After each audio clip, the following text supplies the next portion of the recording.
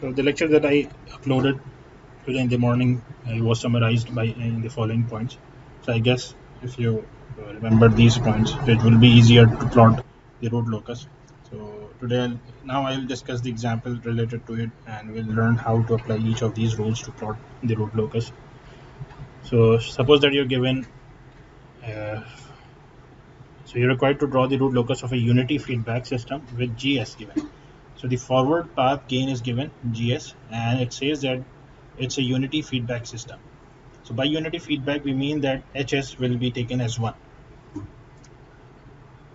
That is the loop that you take, or the loop that you close through H, that H will be taking value of 1. So rule 1 says to change the form 1 plus KGS HS into 1 plus KQ by P. So that form is 1, if you're going to substitute in place of G 1 upon S into S plus 1 into S plus 3. So and HS has 1. So what you get is the form 1 plus KQ by P.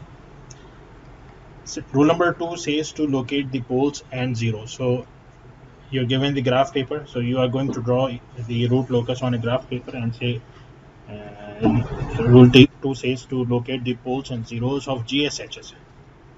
So if you look at the transfer function of GSHS, so it's given as 1 upon S, S plus 1, S plus 3. So in this particular transfer function, so we are talking about poles and zeros of the function GH. So for this particular function, you have poles as S equal to 0, which is given by this particular term. Then you have S plus 1 contributing a pole S equal to minus 1. Then S minus 3 is another pole. So you're going to locate the poles on the S plane as shown here. So S equal to 0, minus 1 and minus 3 are the poles. And since this transfer function is not going to have any 0 because there is no term in the numerator and thus no zeros, rule number 3 says to identify the number of branches. So the number of branches depends upon the number of poles or zeros, whichever is greater. So since if you look at this question, you see that there are 3 poles and no 0, and thus the number of branches will be the maximum of the 2, and thus NP, since NP is 3, and that is why the number of branches will be 3. Now rule number 4 says that the part of real axis on the left of odd number of roots are part of root locus. So for this you will have to first identify the odd number of roots lying on the real axis. So part of real axis on the left of odd number of roots. So if you look at this figure, you have this particular pole or root as the first, starting from far right. So I missed that term. You are going to start from far right of the S plane, and whenever you encounter any root on S plane, you will have to identify odd number of them. So if I start from this side, far right, then I get this particular pole as the first identifiable pole. This third identifiable pole is this one, and so you're going to identify the odd number of roots, whether that be pole or zeros. After identifying the odd number, then you're going to uh, mark the real axis, the part of real axis which lies on the left side of the pole, till the next root is encountered, or if there is no root located next to it on the left side, then you are going to take that real part of real axis till infinity to be the part of root locus, like this. So you have the part of real axis on the left side of the odd number of pole. So this pole and this pole, the left side of the real axis becomes the part of the root locus. Then rule number 5 says to identify the breakaway point. So breakaway point, as I told you in the previous example that we drew, that it is the point where the poles or zeros will be clashing. So we see that there are 3 poles in this particular system, and 2 of these poles are having a part between them of the real axis as part of root locus, which means that when you are going to vary k from 0 to infinite, these poles will be moving towards each other, will be clashing at a point somewhere here, at somewhere in between them. So you have a clash at a point between these 2 poles. and that particular point will be termed as breakaway point. And to identify the breakaway point, we are going to mathematically use this expression 1 plus kgh equal to 0, and we are going to differentiate this. After differentiating k with respect to s, so you'll have to first transform this expression in terms of k, then you're going to take derivative of k in terms of s to get the expression minus 3s square minus 8s minus 3 equal to 0. So from this equation, you're going to know the values of s. So if you see that we are going to have two values, one is minus 2.2, the other value is minus 0.45. So one of them is correct, because, and how to identify which one is correct? So if you look at the first value, that is minus 2.2, minus 2.2 is a point that will lie somewhere between the second and third pole. But as is clear from the part of real axis, which is the part of root locus, that the poles lying between 0 and minus 1 will be clashing, which means that the first value is going to be discarded, since minus 2.2 will be somewhere here, while minus 0.45 will lie somewhere between 0 and minus 1 at this somewhere here. So we are going to take this value s2 equal to minus 0.45 as the breakaway point, and we'll mark this point. So this is the breakaway point, which means that the poles will collide at this particular point and will start moving in opposite direction at 90 degrees. So after identifying the breakaway point, which you got between the two poles, or it could be zeros, but on the real axis, so you are going to mark it. And rule number 6 says to obtain the angle of asymptotes. So asymptotes are the lines that will be meeting the curves of the root locus at infinity. So you will be having branches that goes towards infinity of the root locus, and for this, to identify where those branches are going to going in the in which direction are these branches going, so we find the angle, we find the asymptotes. So rule 6 gives the idea of how to find the angle of asymptotes. So the expression for this is phi equal to 2k plus 1 into 180 divided by np minus nz. If you're going to substitute the value of k in this, you're going to have three values. Now since k at maximum can be taken as np minus nz minus 1, so if you substitute np as 3, nz as 0, so you get 3 minus 1 as 2. So the maximum value of k would be taken as 2, starting from 0. So there are three asymptotes that this particular root locus will be having, and this is also clear from the number of poles it has. So since it is having 3 poles and no 0, and remember that if you have along with poles zeros in the root locus, they will form pairs, and once a pole forms a pair with a 0, then the branches that comes from the pole will not go to infinity. So there will be pole 0 pairing, and there will be no need to find the asymptotes. But asymptotes are required when you have extra poles or zeros which do not form pair with the other one. Then in that case, you are going to have extra branches which will be going to infinity, and for those branches you are required to find the asymptotes. So in this particular case, since you have 3 poles and no 0, and thus all the 3 branches that this root locus will be having will be going to infinity, and for those 3 branches we are required to find the asymptotes. So the 3 angle of asymptotes are corresponding to k 0, 1, 2. You have phi 1 as 60, phi 2 as 180, and phi 3 as 300 after you substitute the value of k in this expression. So this is clear. If you substitute k is 0, you get 1 into 180 divided by np is 3 and z is 0. So 180 by 3 is 60. Likewise, if you substitute k equal to 2, k equal to 1, you get this as 3. 3 into 180 divided by 3 is 180 degree. Then you have phi 3 by substituting k as 2. Here you get 5 into 180 divided by 3, which is 300. So now we found the angle of asymptotes, but from where these asymptotes are to be drawn. So for that we have rule number 7, which is intersection of asymptotes with the real axis. So we now know the angle at which the asymptotes are to be drawn, but the point from which the asymptotes will be originating will be known by rule 7. So for this, to find the intersection of asymptotes with real axis, we have an expression x equal to summation poles minus summation zeros divided by np minus nz. Summation poles means that you are going to sum all the values corresponding to poles. So since you have three poles, s equal to 0, s equal to -1, s equal to -3. So you get here as 0, -1, -3 summation poles minus summation 0. Since this particular problem doesn't have any 0, and that is why we are going to take this as 0. Now since np is 3 and z is 0, we substituted this value, and what we get is -4/3, which is -1.33. So this is the point where the asymptotes will be originating and will be moving at the three different angles that we just calculated in the previous rule.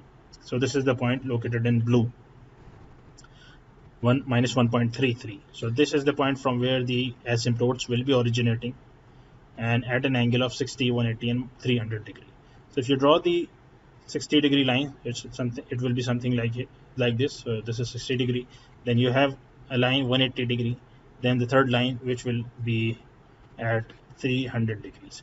So these are the three lines that you are going to have, or you're going to have the curves of the root locus going along this line and meeting them at infinity.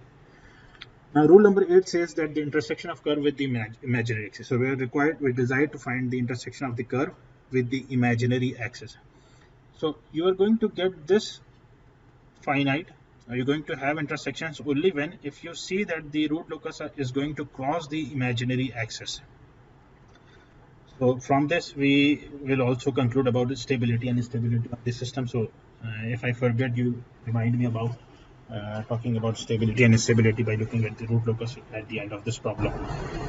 So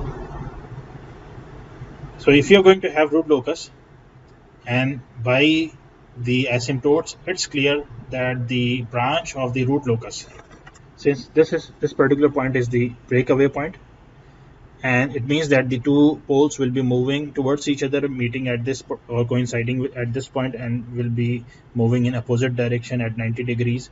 And when they start moving in opposite direction, they will go along the asymptote. While doing so, when they go along the asymptote, they will be crossing the imaginary axis. They will be cutting the imaginary axis. So rule number 8 gives the point or the intersection or the place where the curve will be cutting the imaginary axis. So for this we have we obtain the Routh-Hurwitz, we apply the Routh-Hurwitz criteria to obtain the route table, since there is an expression of k. And what exactly are we doing when we draw root locus is we vary k from 0 to infinite. So for a particular value of k, we are going to have the root locus crossing the imaginary axis. So there must be a value of k for which the root locus will be, or the values of s, the values of poles will be imaginary. And this is what we have learned in the Routh-Hurwitz criteria, that imaginary poles are going to exist when we have case 1 or case 2. So imaginary poles exist in case 1 and case 2 of Routh-Hurwitz, that has already been discussed. So if you look at here, so we are going to make this term 0. Then after making this term 0, you are always assumed to have the terms above this expression as positive, and the term below it should also be positive.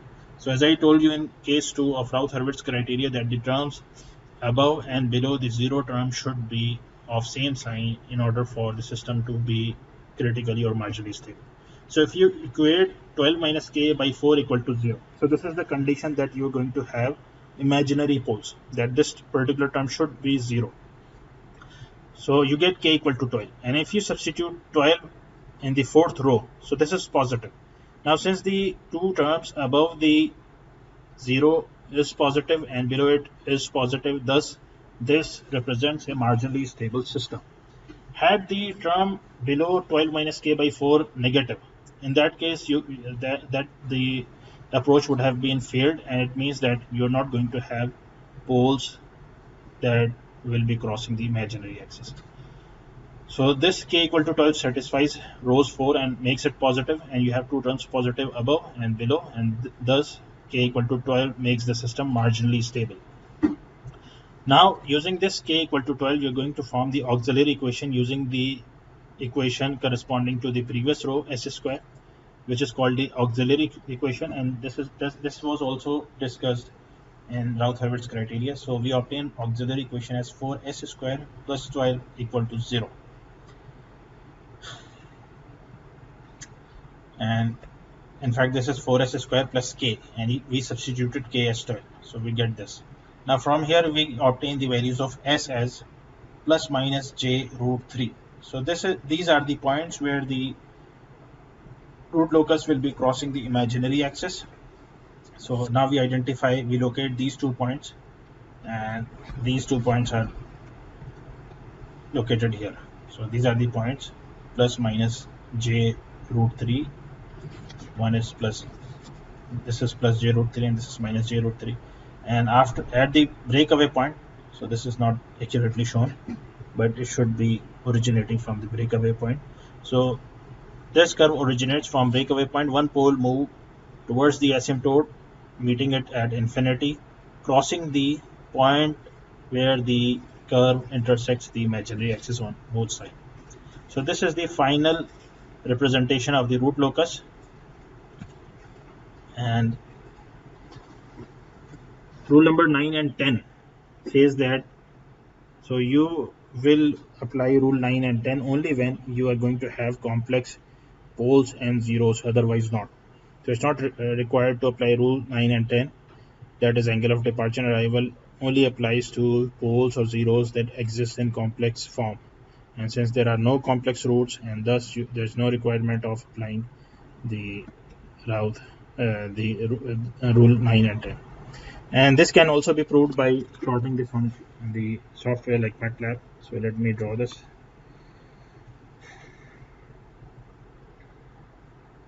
So I'll have to pause for a while.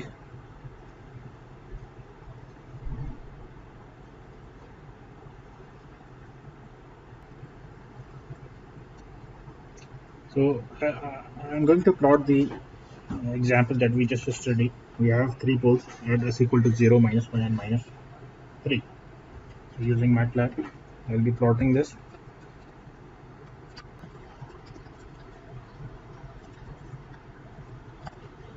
Yes, this is the problem. So what you have here is, you have 3 poles starting from at k equal to 0. One pole was here, the other pole was here, the third pole was here. When you increase the value of k from 0 to infinite, so these 2 poles they start moving towards each other. They clash at this particular point and are coincident. They move in the opposite direction. One of them goes upward and the other downward, and they cross the imaginary axis at a particular point. While the third pole goes towards left to the infinity. So this is how the root locus of the given system is obtained, and it looks similar to what we have just drawn by hand. And of course, root locus that are drawn by hand are not precise, so they are not very accurate, while those drawn by softwares are accurate. So it's better to draw root locus using softwares like MATLAB if you are working on projects or if you are working real time. But it's good to have an idea of how root locus of a system will be drawn by hand, because if you are quite expert in drawing the root locus by hand, then you can straightforward simply by looking into the expression of the system transfer function, you can straightforward predict about the behavior of the root locus of the system. So I'll tell you how to identify simply by looking at the transfer function that how the root locus of a system would look like in the upcoming lectures. So I guess this is enough for today, and there is a question that I gave to you. So the question is shown here. The figure isn't correct, but so any one of you who plots the root locus and give the solution to me correctly, so you will have to solve this, draw the root locus, and send me the result on my email ID. So I'll consider the first one who solved this and send me the correct solution. Now, if you have any question, you can ask me. If you like, you can take the snapshot of the question. So it's GS equal to 1 upon S into S plus 6 into S square plus 4S plus 13.